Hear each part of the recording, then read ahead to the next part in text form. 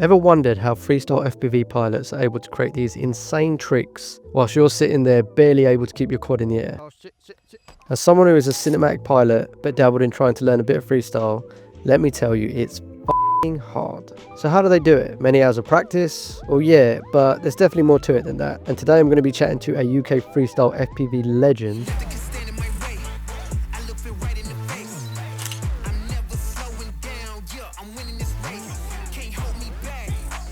In order to pick his brain and find out how he was able to become so good, so fast, and rack up millions of views on his videos. I always say this, luck doesn't exist. It's all about probability and figure out where you cannot fly. And that's where you want to fly. So stay tuned if you're someone who wants to get into freestyle FPV, as you won't want to miss these game-changing insights. So how important do you think it is practicing on a simulator versus just like getting out into a bando and practicing in real life? Right.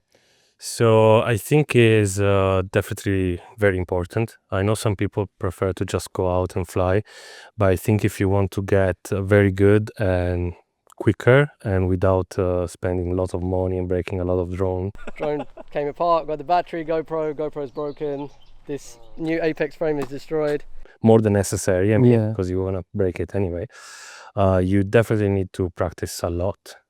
I practice 1,000 of hours, I guess. 1,000 hours? Yeah. Oh, okay. Well, it's been 5 years, so now I'm not flying so much, but I think first year I was already at 1,000, Wow. something like that. I don't remember very well, but a lot of hours. First month, I remember that I was flying a simulator at least an hour a day. Wow, okay. And then I start to fly for real, because I was waiting for parts, I was saving money first, because I really wanted to buy it. So you were kind of forced into like yes. practicing simulator. Yeah, I first bought the controller, Uh-huh. and then for a month, basically, I just flew there, because I didn't even have a drone. Right, okay. And then when the drone arrived, I was ready, basically. Nice. I could already like power loop and things. Wow, okay. Because that was like the complete opposite for me. I did kind of the minimum in the simulator because my goal in the beginning was just cinematic flying. I just wanted to be able to fly straight, do a little bit of banking to the side and go through some gaps. So once I got to that stage, I didn't really enjoy the simulator because it was like gave me headaches and stuff. Yeah, yeah. So I just wanted to get straight out and flying. But then I noticed that I had struggled flying straight away out in the real world, whereas versus you said you felt completely comfortable because the amount of time you put in, and then you could also do lots of freestyle straight away. Yeah. So yeah, basics, but still I could do something, you know.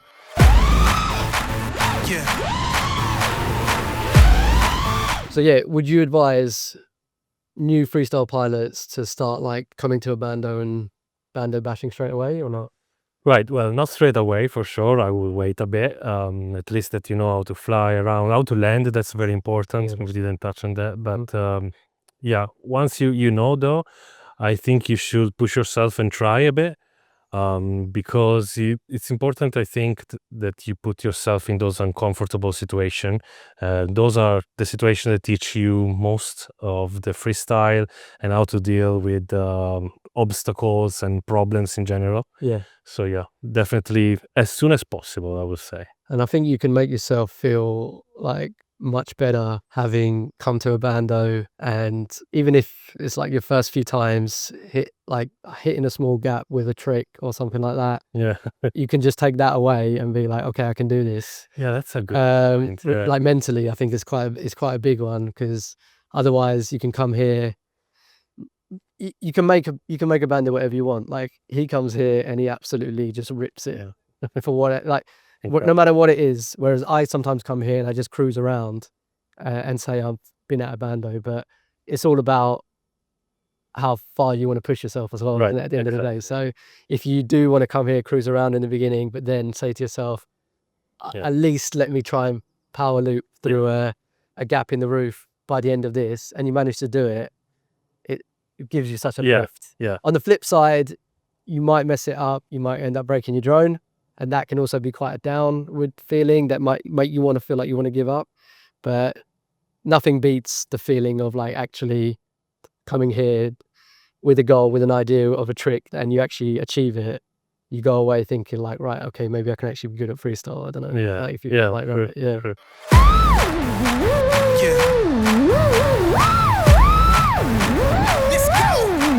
Would you recommend these days starting with a 5-inch drone that's made for freestyle straight away, or something else?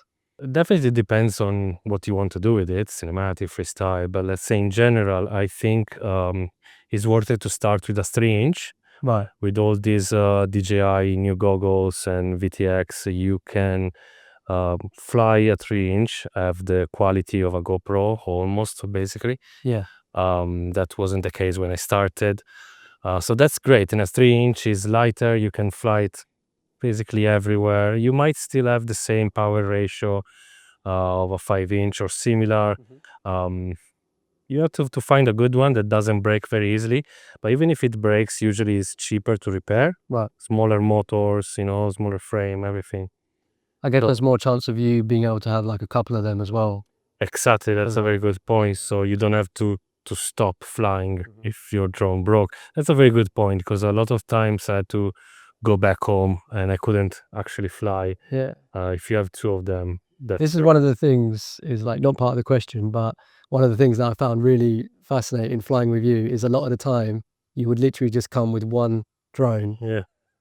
and get some amazing footage, not crash it, like still risk it. Like you risk it a lot, much more than me. I think it's because you were so dialed in and precise in the simulator that like it helped you a lot. Whereas I might have 2 or 3 drones, mess them all up within the first few batteries and have nothing to fly. So what was the drone that you started on? So I started with it was called a Larva X. Right. It was like a 2.5-inch actually. I think I was flying on 3S. Did you find it like powerful in the beginning when you? Yeah, that little drone has a great power ratio, so it's very light and is very fast. Right. So I was doing like all the trick, well, not all, but I was doing like power loop, everything. I was doing inverted yaw spin. They usually, I remember some people was thinking like, how can you do that with such a light drone? Yeah. Because you need a bit of momentum going on, right? Yeah. It was so fast, so you will just like throw it in the air. Uh-huh. So it's good, and it's similar in a certain way to the 5-inch. Okay. So going to the 5-inch wasn't that different. So I advise something like that. Here we go. So who were the pilots that inspired you to get into FPV? All right, well, a few for sure. Well, Mr. Steele, the first one, probably the first person I've ever seen flying a drone, like a lot of people, I guess. Then Ledrib, 100%. Love this flow and the vibe he was giving in the flight. That was very artistic for me. And then after a while, I had the opportunity to meet with Sync FPV. Yeah. Tom. He's like one of the best in the UK, yeah. I think. He was very nice as well with me. Gave me my first 3D printed mount for the GoPro with that pink. It was very nice. So all the combination, of course, he was a great pilot. Plus, he was nice. Yeah. We went out to fly a few times, so it was great. He quickly became one of my favorite pilots. And then he gave you advice about the rates as well. He also gave me advice about rates. He's been very nice. He helped me get better at it. Cool. Show me the Crack Palace. Yeah, it was great. So yeah. Here we go. How important do you think it is to like start building straight away a quad for freestyle? So I think it's very important and definitely advise it. But if you don't build your very first drone, I don't think it's the end of the world. I didn't. I started with a 3-inch pre-build. I soon broke it and learned to build by repairing. Right. Usually people learn to build so they can then repair it. I did the opposite, and was a bit easier for me because I had just to resolder something instead of do the full build. Right. But then when I started with the 5-inch, I built it myself. Okay. And it's extremely important because you're going to break it and you have to fix it. And if you want to do a lot of freestyle, probably you will fix it on the field. So, it's not a nice table with all your tools and everything. You have to be quite good at it, or good enough at least. Yeah. Let's go. Do you plan your lines before you start and try and hit the same line over and over again till you get it? Or do you just fly randomly and hope that you'll pick up a good line along the way? Right. Me personally, I fly what I call more like a reaction freestyle. Right. So I don't plan the line. I just go out with a feeling. Of course, before I fly, as always, you go around the bando. So you see like there are some obstacles, some dangers that you want to avoid, some water, some pond or something. Oh yeah. And you might see something and think, oh, there might be a good dive there or a good matty flip there. Uh-huh. And at a certain point, if I feel like it and I'm there, I will know that that was a good spot for it, Yeah. and will probably attempt it. But yeah, I don't have a line. I just don't enjoy repeating the same thing over and over again. But some people do that, right? Yeah, of course. They will find a line and be like battery after battery until they're finished, and then they get the best result. And what you see usually call that line style. Right, and nothing wrong. It's just not very fun for me. I prefer like to fly more as a reaction. I really like Mr. Steel. Older days there was Mr. Steel going very strong, and I think like you always flew like a reaction more than a line. Right. So yeah, I do that. Right. Okay. Here we go. Yeah. So what was the trick that took you the longest to learn and master? Right. That's a difficult question because there are tricks that I'm still have to master, I guess. And even this one probably is not mastered. I will go with the matty flip for the moment because it's kind of It's hard. it's That one of was the hardest if you think about it. All the tricks that you're flying backwards anyway. Yeah. Yeah, it was harder as well because of how badly you crash.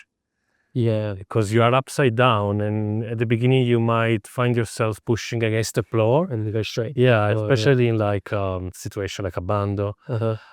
Otherwise, the trip is spin, and I think that on simulator I find it very easy. Of course, simulator is a bit easier, Uh-huh. but the real difficulty for me for the trip spin is one, the camera angle. I fly 25 and I flow 20 for the majority of the Right. time. Okay. And you need like, yeah, you can do 25, but you need something very tall. Uh-huh. So if I find something tall, I can do it very easy, but I never find something tall. Camera angle is an interesting point as well. Yeah. I don't know if it's something you said you fly 25 degrees, right? Yeah, now, You- But there's some people that fly like 40, right? Yeah, some people that helps for certain tricks. Yes, definitely. There are different kind of style as well that prefer a different kind of angle. So if you have like a juicy style, usually is 20 or lower, like 15 Right. even.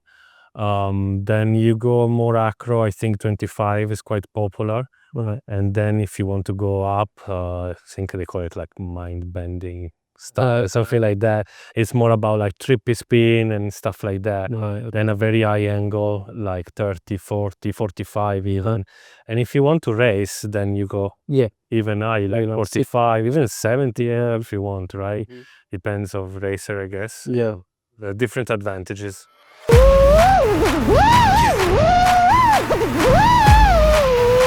So what would be like the one move for newbie freestyle pilots that you would recommend them try to practice into the ground, master first? Well, the first one that comes in my mind, of course, is the power loop. Right. Okay. It's probably the easiest one to learn. Uh-huh. But another one I think is very good to learn, maybe straight after it, is the juicy flick.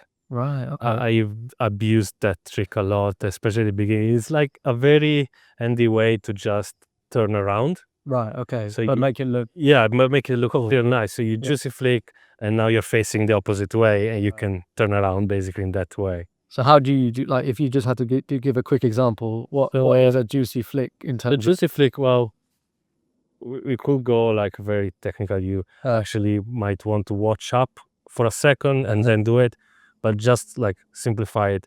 You just flick the drone forward. Forward. Okay. So now you're watching backwards, but upside down. Off the throttle. Yeah, Right. off the throttle. So a blimp of throttle, and off the throttle straight away, otherwise you're gonna push down. And then you just roll 180, and then now you're gonna find yourself going a bit backward. Okay. Yeah. I've seen that quite a few times. Yeah. I think you use that juicy flick quite a lot in between moves just to kind of connect move Yeah, together as well, yeah. right? It's also very good, yeah. Yeah. Also, when you realize the space is finished, like a very small bundle like this, you can't go forward and that, or there is a wall. You just do that, and it's not just like you stop. Yeah. You're still connecting, you're still going, you're still doing things. Uh-huh. And I love that trick, yeah. I think another cool one as well is like a split S, because I know it's like very basic, but Right. to start, you can kind of do quite a lot with Yeah, split S, that's can't you? very Like true. just in split S'ing into gaps Yeah. and things like that. Yeah, I think, and It's it's not very useful too for difficult. cinematic as well. Yeah, useful for cinematic as well, just for starting a cool cinematic sequence to split Yeah. S dive A into it. dive, yeah. Yeah, I see it used quite a lot for like chasing cars and things like that. Yeah, still Or very waterfall popular, yeah. dive. Yeah. Yeah. Yeah, I think personally you're one of the best that I've seen, like to make proximity flying look very easy, especially because I've flown with you a lot and I'm in the same spots as you are. And sometimes I don't understand how you can do some of the tricks in such a tight area. Like this one, for example, is super tight, small space, and you've done some crazy stuff here. Thank you. So how, what advice can you give generally for being comfortable in flying in small proximity areas like this, Right. doing freestyle, doing troops? My secret, let's say, I don't think it's a big secret, but that's the key, I think, for me has been, is during the simulator practice.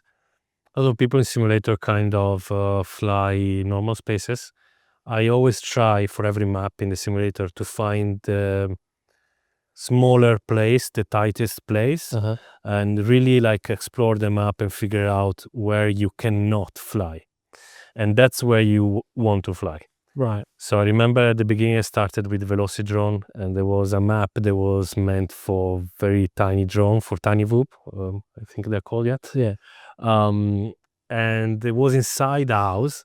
I remember I got obsessed of flying a 5-inch drone in there, and it was very frustrating at the beginning, but I get used to it. But in general, try to find a very difficult to fly spot, and that will translate. When you go out, then you have the muscle memory, then you experience those problems that arise in this scenario. Okay. And just, yeah, in general, try to, when you do tricks, try to keep it tight instead of do like very big matty flip or very big power loop, etc., etc. Just try to keep it tight around the corner or around the obstacle or whatever it is. And that will just make you feel comfortable in tight spaces. Yeah. 'Cause that's like, for someone like me who's very basic with freestyle, that's whenever you come to like a proximity place like this, it's crazy that you can, especially with a 5-inch, feel like you're from one side to the other in a second. Oh, yeah. So just having that like fine control, I guess, is the key, isn't it? And Yeah. like always, I guess, always being ready for the next thing as well. I don't know, like Yeah. the next trick. Like otherwise, you kind of feel like you're caught off guard and you can crash after doing a Right. trick. Whereas you kind of need to do one and then be ready for the next thing that you want Right. to do, I guess. Yeah. And also a bit of sending it. I think I didn't say this from a long time, but sometimes you don't have time to think. So you just send it there and react, right? And how much of it do you think, like some of the best things that you've done, how much of that do you think is like based off of luck as well? Like sometimes like, Absolutely. hitting a gap. I like through to luck. think, like, I always say this, like, luck doesn't exist. It's all about probability. No. Because you Oh, think about, even here, how much of the surface area is the obstacle and how much is the gap. So you actually have more probability of making the gap than hitting the obstacle. But it's funny because when you're in the goggles, Right. it looks so much smaller. Right. Uh, Right. But yeah, I guess you increase your probability. You do it with practice and repetition, and you will crush. Just, do it again. And I guess an art of freestyle as well is not just crashing and thinking like that's it. Like there's a chance that you can actually recover Yeah. from hit. Like for example, we've got the beams here. Hitting a beam, unless you hit it in a very like nasty way, hitting a beam does not equal your flight is over. Like if you can hit it and then recover from it, you carry Right. on, isn't it? Yeah. And then that automatically makes you think like, okay, if this space is even bigger than I thought, because hitting something, unless you go straight into a brick wall, hitting something does not equal end of flight. Yeah, not Not fun. necessarily, but yeah, it's also dangerous because here a few times we had some dangerous moment where I didn't disarm and almost flew on us. Well, Sorry. New era. Here we go. New era. Yeah. Do you use any kind of hypersmooth or rocksteady, or do you recommend that pilots use that? So as I started, I say the first 2 years, I was still using the Euro 7. Uh-huh. It's a long time ago. First generation of hypersmooth. The first generation Hypersmooth, I think Yeah. that was perfect. And I was using Hypersmooth, so as I started, yes. That was mainly to get away with like little vibration, especially like I wasn't changing props very often. Yeah, exactly. So of course having like beaten up props, and honestly I didn't have the best tune or whatever. So it was just like a quick help for that. And it helped like to have a broader audience, I think, because people maybe don't realize the majority of people don't fly hardcore freestyle and they don't like it, I guess. So I'm one of those, to be honest. Like Right. I would rather watch a freestyle video that's smooth, even if it means you use hypersmooth, right, than somebody who has very shaky right. footage and they're not using hypersmooth. Like Yeah. I just don't see the benefit. Yeah, no, exactly. Honestly, personally, after a while, I think I was always smooth enough because at the time that I took off Hypersmooth, I didn't see a big difference with the new props, with broken props, yes, for sure. But a lot of people like were, giving you bad comments if you use Hypersmooth, especially in the freestyle community. Those people are more hardcore and they think that you shouldn't use Hypersmooth. And honestly, after the Euro 8, Euro 9, the Hypersmooth for me was too strong in a way that it was taking away speed. Right. So it was looking slower. Okay. Always is cropping the video. So it was a bit annoying. So after that, I took it off. Now I've like few years at least completely off. And I like it. He has more video, doesn't crop it so much. People don't annoy you so much because you use Hypersmooth. And I'm Like you still- said, that's only like a small percentage of people. yeah, small percentage, and definitely you need to put up a bit of expo and maybe be a bit more careful. But I don't think it's a big deal. So I advise you like to do as you please. And if you are more into the cinematic, don't think twice. Just go with the Hypersmooth or Real Steady or whatever. So like a lot of the videos that you made, the short flight videos with lots of tricks and stuff for Instagram and for YouTube Shorts, they've got like thousands of views. But then there was one that you made that like just blew up and got 2.5 million views on YouTube, and I think, I don't know, probably lots more on Instagram. Facebook, I think, Facebook, has 15 right. million. So like altogether, it got you many thousands of followers with Instagram, YouTube. I think you probably got like what, close to 20,000 in total with all the. So what do you think it was about that viral video, the line that you shot in the house bando here in the UK? What do you think it was about that video in particular that people just absolutely loved Right. and got you so many admirers and followers? Right. There are a few things I might think about. In general, I think nothing in particular, as I think there are more than 5 videos that I've done that are way better than that. Yes, it's funny. Yeah, it's like there are videos that go viral where they just crash, Yeah, that's true as well. So yeah. that brings me to the point. I think that the algorithm does its own magic, Uh-huh. but there are some points I think I can grab. So first of all, it was a very nice sunny day, and I think I nailed the ND filter Nailed the settings. exposure, yeah. Yeah. That's a good point. It's important, yeah. That was great. So the quality when you actually upload it Yeah. is very nice when you have like a very sunny day, and it doesn't look bad quality. It's a very high quality. You think about it, there is like a very huge tree where I'm flying inside it in a certain sense, right? Yeah. And then I go inside the house. So there's this kind of opposite thing, like the tree and inside the house. Yeah. And the tree is very huge, so it's already itself is something to see, a drone flying inside a tree, because usually you avoid it. A massive tree. Yeah. With all the branches. Very massive. Yeah. And then I went inside with this kind of corkscrew power loop or split S, whatever. Then power looped it. And towards the end of the video, I met it flipping 2 times the 3 branches. Yeah, yeah. So I think the combination of It it all is, just came together. Yeah. And it I think a looked bit- very intentional. It looked like Yeah. you'd planned it. All that. yeah, that was all instinct. Yeah, Like that's yeah. what I like is like just you feeling it in the moment when you get in that flow state. You just do it and express yourself. And I think another good point might be honestly, I don't know, but I like the cheering.